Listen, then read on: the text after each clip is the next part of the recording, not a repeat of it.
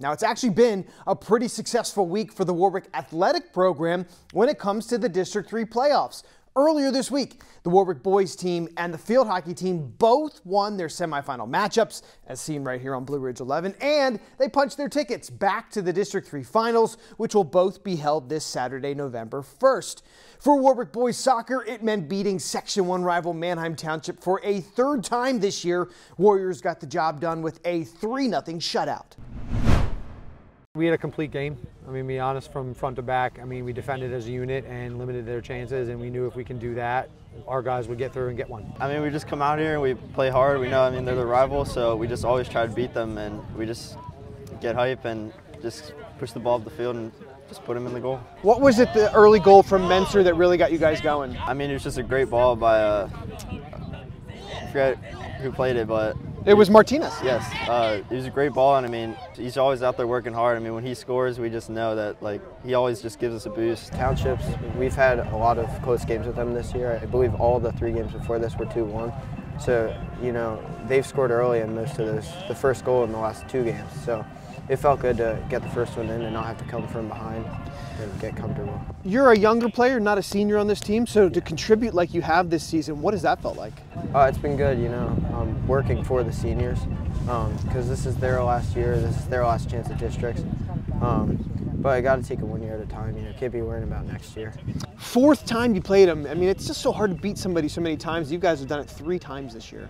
You never want to play any team 4 times, I'll be very honest with you, especially a team that we know very well and play multiple times in the league. And they're a very good, very organized, very tough team to play. So when we saw that it was a potential, it was kind of like, again.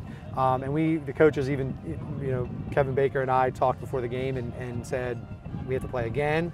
And then there's a possibility of playing again in states, which is crazy to us. Yeah. But we have a healthy respect for each other. I respect them very much. They have a very good, talented team. So it's just a healthy respect. The only thing is we kind of know what they have. They know what we have. So the planning is a little bit easier. But other than that, it's, you know, it's the healthy respect. Back to the finals for another year in a row. Of course, you want to make up for last year's loss to Cumberland Valley. How do you feel about the chance at that? Oh, I love it, and this is what the boys worked for. They worked really hard this summer, off-season training, and coming into the season and really performing consistently at the high level. And so for me, that's exactly what we plan for, we prepare for. Does it happen always? No, but this is why we do what we do, and this is to be in this spot.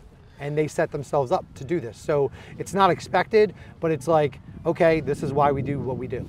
It's great. Losing last year, still remember that, the feeling. I think everybody does, and we want to not have to face that again. We did it again, so we're just going to come back and try to win it this time, since we just haven't ever done it, so it'll be first. They've got to be pumped to have a shot to redeem themselves from last. Different team, but still, right. You're there again. And that was one of the things the kids said coming off the field was, we're going back, and it'll be different this time. What Warwick keeps referring to is the 2024 District 3 championship game that they lost to #1 seed Cumberland Valley 2-0. That loss still fresh in their mind, and Warwick hoping that they can bring home gold on Saturday against #10 seed Chambersburg. Another team chasing gold this weekend will be the Warwick field hockey squad. They brought home plenty of gold last year, winning the District 3 championship and PIAA state gold. So the Warriors are back to defend their 2A title, reaching the finals after knocking off #6 Hershey with a 4-0 shutout.